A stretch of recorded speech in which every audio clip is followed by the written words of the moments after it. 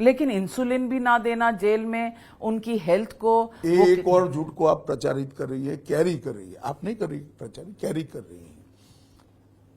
दिल्ली में जेल दिल्ली सरकार के अंतर्गत है। अगर आप पार्टी ही उनको इंसुलिन नहीं दे रही है तो आप पार्टी में गंभीर संकट है। आपका आरोप है कि आरोप नहीं है, मैं फैक्ट बता रहा हूं। दिल्ली की जेल दिल्ली सरकार के, वो कह रहे हैं उनकी जान को खतरा है। तो आप पार्टी से ही है, आप पार्टी से ही है। वो इसका मतलब तो यही होता है, क्योंकि जेल में मैं नहीं मानता जान को खतरा है, परंतु है तो फिर आप पार्टी से हैं। क्योंकि दिल्ली की जेल दिल्ली सरकार के अधीन है, भारत सरकार का कोई रोल नहीं है। दिल्ली सरकार उनकी है, जेल में बैठकर वो ही चला रहे हैं। आपको लगता है ये सही है कॉन्स्टिट्यूशनली के एक मुख्यमंत्री? देखिए, मुझे तो सही नहीं लगता है नाविका जी। मैं भी जेल में गया था, मुझे एनकाउंटर के मामले में कांग्रेस सरकार ने जेल में डाला था। बाद में कोर्ट ने कहा कि पॉलिटिकल षड्यंत्र है कर मुझे बरी किया मतलब मेरे आरोप खारिज कर दिए, स्क्रैप कर दिए। परंतु मैंने भी अरेस्ट होने से पहले इस्तीफा दे दिया था। हेमंत सोरेन जेल में गए, अरेस्ट होने के पहले वो इस्तीफा दे दिया। अब संविधान में ऐसा कोई प्रोविजन ही नहीं कि ऐसा कोई करेगा तो क्या होगा, क्योंकि संविधान सभा ने ऐसे निर्लज्ज मुख्यमंत्री चुन कर आ जाएंगे जो जेल में जाने के बाद भी इस्तीफा नहीं देंगे। ऐसे सत्ता लोलुप लोग आ जाएंगे, इसकी कल्पना ही नहीं करी थी। शायद उनको ये इतना विजुअलाइज नहीं कर पाएंगे। तो आप लगता है संशोधन होना चाहिए या कोई लॉ होना चाहिए? नहीं, हमारा ये एजेंडा नहीं है। जनमत क्या बनता है इसके आधार पर कानून बनते हैं। अभी तो जनता ही इसको तय करेगी अच्छा है पर होना चाहिए कि नहीं? अगर कॉन्स्टिट्यूशन में कोई देखिए, मेरे बोलते ही आप इसको केजरीवाल के साथ जोड़ दोगी। मैं इस विषय पर, सुनिए ना, मुझे मालूम है कैसे चलता है जर्नलिज्म। मैं इस विषय पर अभी कुछ बोलना नहीं चाहता। देश की जनता तय करे कि ऐसे निर्लज्ज मुख्यमंत्री होने चाहिए या नहीं होने चाहिए। मैं आपसे पूछना चाहती हूं, आजकल एक मुद्दा उठा हुआ है इंटरनेशनली भी, वो है यूएस ने उठाया जो मुद्दा है। यूएस ने कहा है कि रॉ से, RNAW से कोशिश की गई पन्नून को निशाना बनाने। यूएस ने कोई मुद्दा नहीं उठाया, किसी अखबार ने उठाया। अखबार को आप यूएस मत बना दो, वॉशिंगटन पोस्ट। हाँ, इसको यूएस मत बना दीजिए, वो अखबार है आपके जैसा।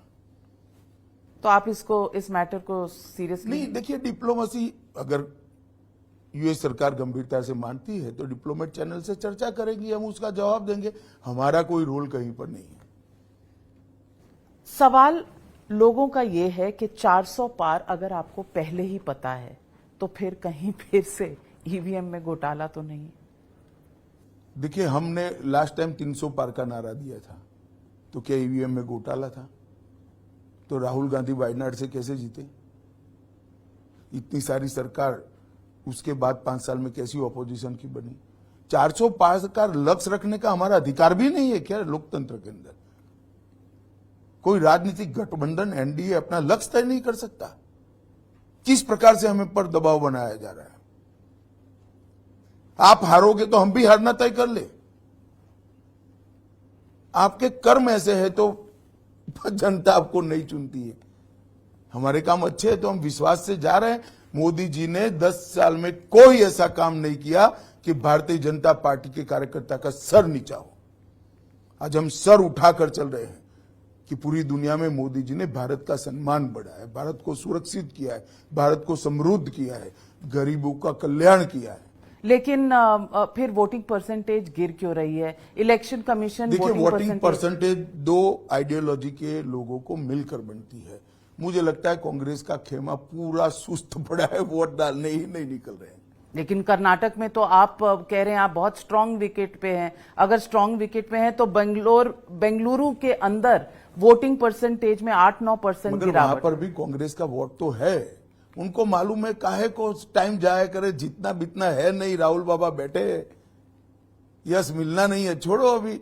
लेकिन ये सिर्फ राहुल बाबा का इलेक्शन तो नहीं है, इसमें तमाम पार्टियां हैं, इंडिया अलायंस है, ममता बनर्जी बनेगा बताओ? अखिलेश यादव नहीं, कौन बनेगा आप बताइए। शरद पवार जी बन सकते हैं क्या? ममता जी बन सकती है क्या? उद्धव जी बन सकते हैं क्या? अखिलेश बन सकते हैं क्या? स्टालिन बन सकते हैं क्या? या तो फिर एक सुझाव आया था बारी बारी एक हर दिन। साल एक बनाएंगे। ये किस प्रकार का गठबंधन है जिसका ना नेता है, ना नीति है, ना नियत है? पर इस तरह के एक्सपेरिमेंट्स पास्ट में हुए हैं, अच्छे हुए हैं क्या? पर हुए हैं। हुए यूनाइटेड हैं। फ्रंट अब गवर्नमेंट आई, अब यूपीए गवर्नमेंट देश आई। की जनता ने तय कर लिया कि जो 30 साल एक्सपेरिमेंट चले, इससे देश काफी पिछड़ गया। आपके ऊपर सवाल ये भी उठाए जाते हैं इलेक्टोरल रिफॉर्म्स के, इलेक्टोरल बॉन्ड्स के। क्या इलेक्टोरल बॉन्ड्स की जो वजह है वो बीजेपी के लिए कहीं ना कहीं सुप्रीम कोर्ट का ऑर्डर आपके लिए आपको अनकंफर्टेबल नहीं करता? जरा भी अनकंफर्टेबल नहीं रखता। ये राहुल जी आरोप लगा रहे हैं तो ये कह रहे हैं उगाही है, ऐसा शब्द प्रयोग कर रहे हैं। तो क्या 1600 करोड़ के बॉन्ड कांग्रेस पार्टी को मिला, वो उगाही क्या? उनकी राज्य सरकार के ठेकों के सामने लिया है क्या? देश की जनता के सामने वो स्पष्ट करे। पर वो बोल रहे हैं, उनको मालूम नहीं है मेरी पार्टी को भी 1600 करोड़ का बॉन्ड मिला है, और बोलते ही जा रहे हैं। राहुल गांधी को आप सीरियसली नहीं लेते? मैं नहीं, देश की जनता सीरियसली ने 20 बार लॉन्च किया, सोनिया जी ने 20 बार लॉन्च फेल हो गए, इस बार 21वीं बार कर रहे हैं, देखो क्या होता है। मैं क्या मेरा तो एक वोट है नहीं, पर जो आप निश्चित है, भारतीय जनता पार्टी को जाना है।